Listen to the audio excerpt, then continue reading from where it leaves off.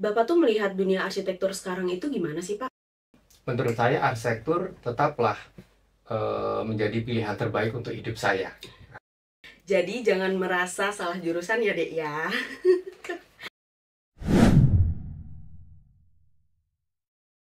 Assalamualaikum warahmatullahi wabarakatuh. Halo Sobat FTSP, saya Dinda Aurelia Tiana Rosa. Kita berada di podcast Bisik Bincang Asik. Oke, kali ini Bincang Asik berjudul Design Dreams, di mana kita akan menyelami karir yang paling keren untuk masa depan desain. Oke, hari ini bersama saya ada seorang tamu istimewa yang akan menemani kita, yaitu Bapak Insinyur Hanif Budiman MT PhD. Beliau ini selaku dosen dan ketua program studi sarjana arsitektur di Universitas Islam Indonesia. Halo Bapak Hanif. Halo Dinda.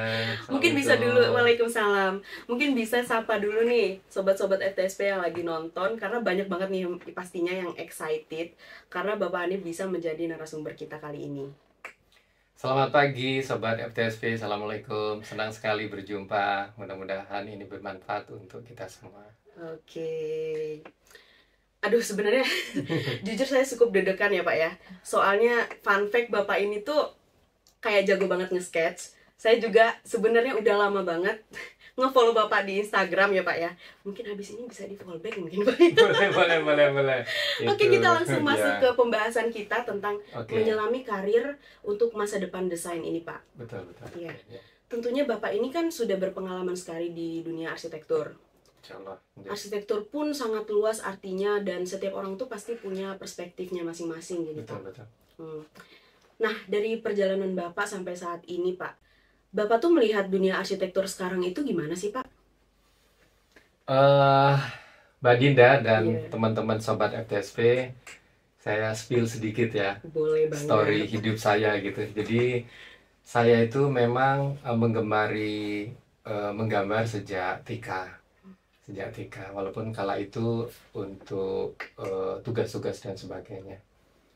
Nah, perkembangan arsitektur bagi saya luar biasa, sangat cepat sekarang dengan adanya digital teknologi.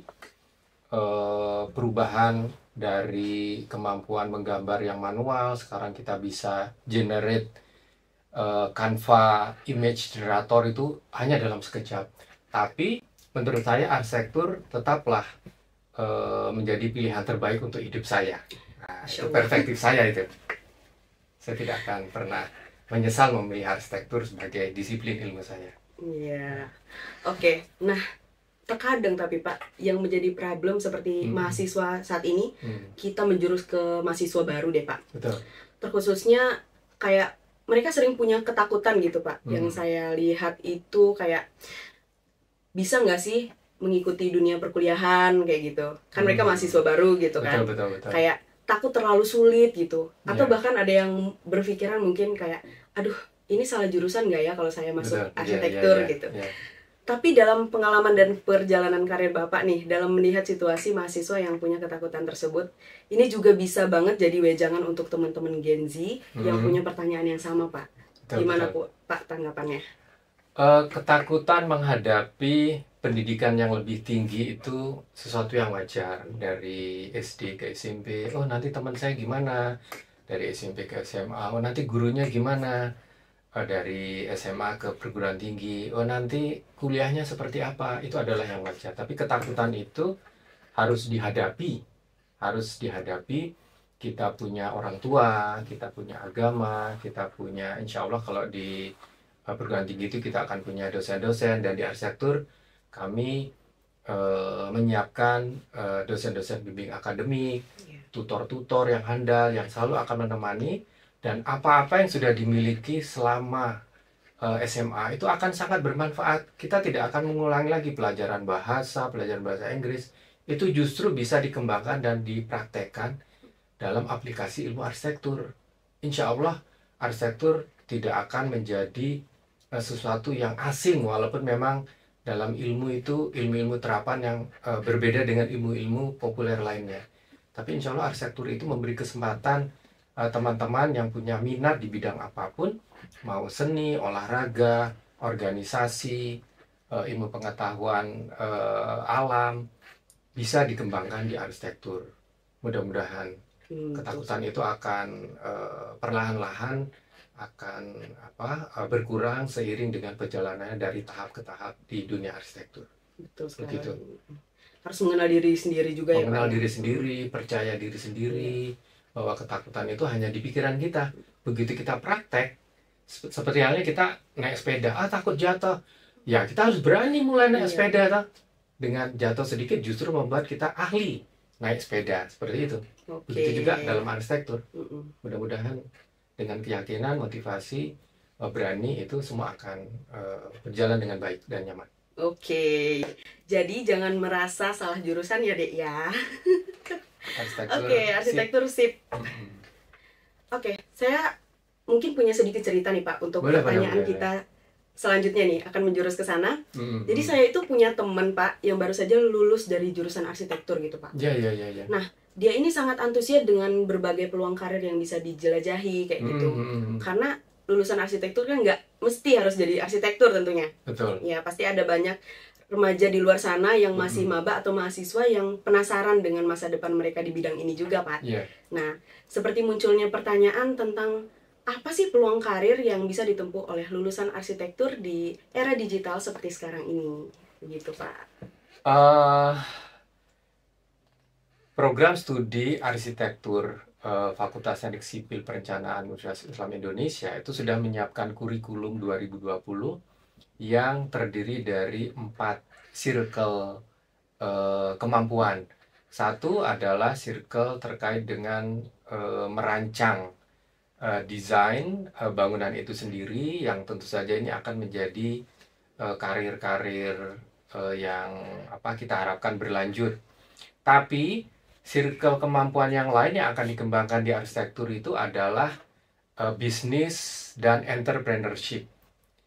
Kemudian circle kemampuan atau keterampilan yang lain adalah digital dan perencanaan kota.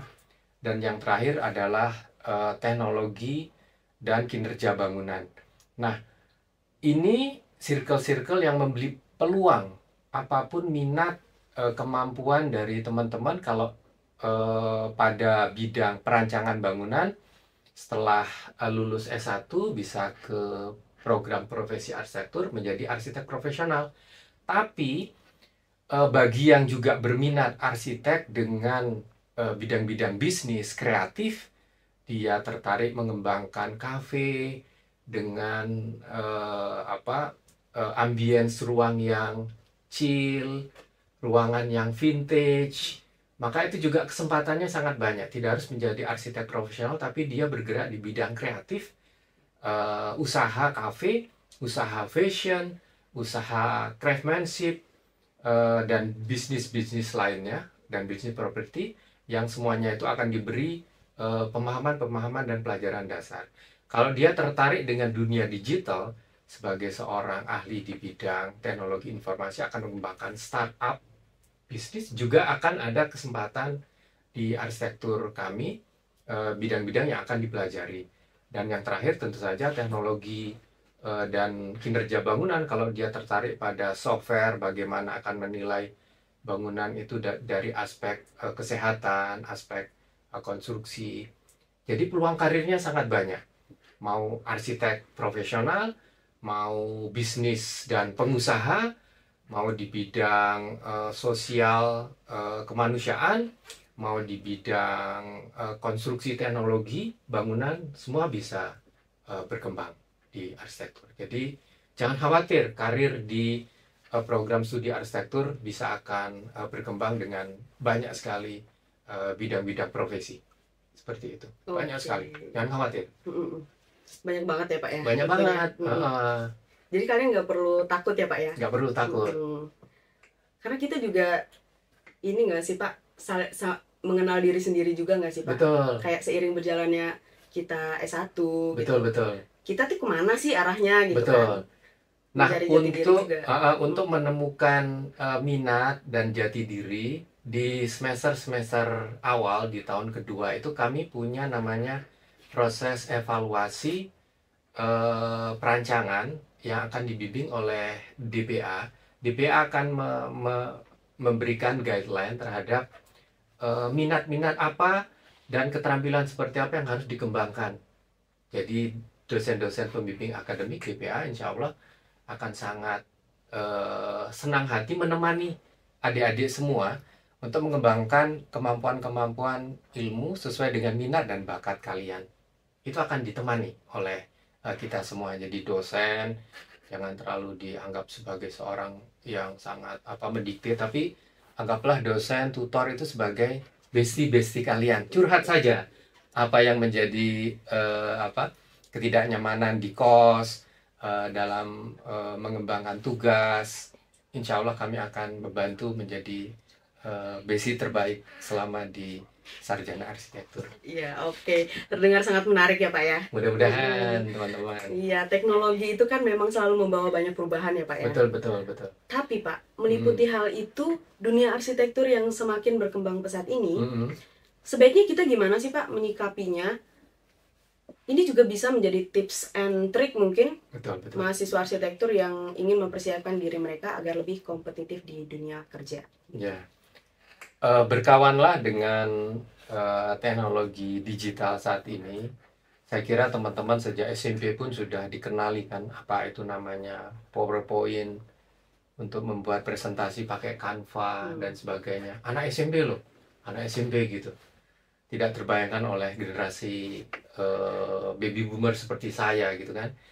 Nah, itu akan terus dikembangkan dengan teknologi-teknologi digital. Di arsitektur tentu saja software-software terkini akan dikenalkan, AI, ChatGPT, tapi itu untuk menjadi teman. Keputusan terakhir, tetaplah percaya diri, tetaplah yakin dengan keunikan masing-masing manusia. Tiap orang itu tidak bisa dibanding-bandingkan. Tidak bisa dibanding-bandingkan. Tiap orang punya ciri khas kekuatan dalam mengembangkan suatu konsep. Nah, tapi yang paling penting di sini, institusi arsitektur Universitas Islam Indonesia punya nilai-nilai keislaman yang pasti akan menjadi penyelarasan bagaimana menghadapi dunia digital untuk seimbang. Kita peduli dengan masyarakat, kita juga mengembangkan etika-etika, dan itulah yang diharapkan di dunia masa depan saya kira. Jadi tips and trick bagi teman-teman, percaya pada diri sendiri, tetap kreatif, semangat, gunakan AI dengan proporsional, kembangkan keterampilan-keterampilan diri apapun minatmu pada seni, pada bahasa, pada musik, itu semua akan sangat bermanfaat pada sosial, berkolaborasi, cepat adaptif dengan lingkungan global, tidak baperan dan sebagainya. Itu akan sangat membantu untuk menghadapi masa depan yang uncertainty seperti ini. Begitu tips and tricksnya gitu. Oke. Curhat-curhat, sering-seringlah curhat. Nanti insya Allah kami punya unit-unit counseling. Kalau secara psikis kita merasa cukup tertekan terhadap kegiatan perkuliahan, kami akan menemani Anda untuk mencari solusi-solusi bagi permasalahan keseharian. Begitu Mbak Dinda. Oke, luar biasa banget ya Pak ya. Mudah-mudahan. Terima kasih banyak Bapak. Mungkin kita keterbatasan waktu juga nih Pak. Oh, mungkin terasa, di next, ya? Iya, di next episode mungkin ya Pak. Kapan-kapan kita bisa aktivitas bareng sambil sketsa ya Mbak Dinda. Iya bener banget. Saya ngefans semua. Silahkan follow Instagram saya ya. Boleh. hanif.budiman. Kita akan bisa diskusi bareng tentang minat-minat dan hobi untuk menemani perkuliahan di program studi arsitektur. Oke, terima kasih Bapak. Sama-sama. Waktu dan inspirasinya ini saya yakin Mudah-mudahan pendengar kita akan termotivasi oleh wawasan dan saran yang telah Bapak bagikan ini. Jadi bagi teman-teman yang masih ragu, pilihlah arsitektur UII sebagai pilihan karir. Insya Allah ini akan pilihan terbaik. Orang tua juga pasti akan dengan senang hati menemani kalian. Oke. Insya Allah ya, Mbak Dinda. Oke, terima kasih semuanya. Assalamualaikum warahmatullahi wabarakatuh. See you next video. See you teman-teman.